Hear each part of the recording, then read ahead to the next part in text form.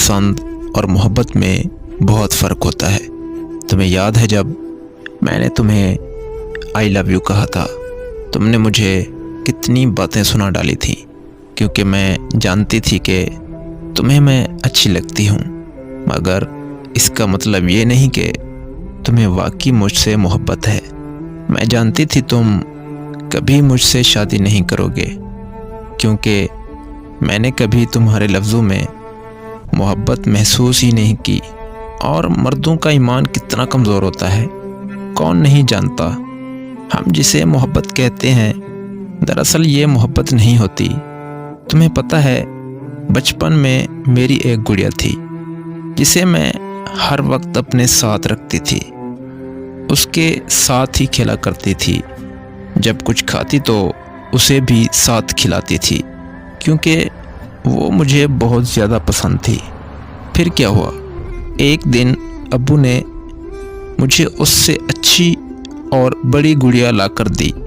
मुझे वो बड़ी गुड़िया बहुत प्यारी लगी। मैंने पहली वाली को फेंक दिया और उसको भूल गई। उस गुड़िया को फेंक दिया जिसके बिना मुझे नींद नहीं आती थी।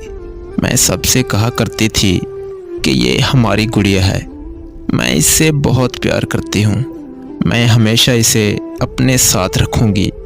मगर मैं बड़ी होती गई, मेरी पसंद भी बदलने लगी।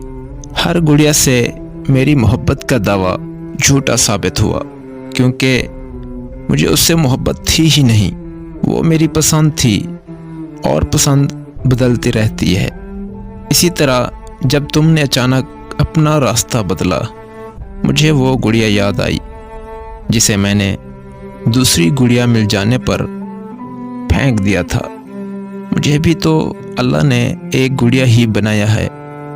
और आज मुझे ये बात समझ आ गई कि मोहब्बत और पसंद दोनों अलग अलग चीज़ें हैं। साबित हुआ कि मुझे गुड़िया से और तुम्हें मुझसे कभी मोहब्बत थी ही नहीं।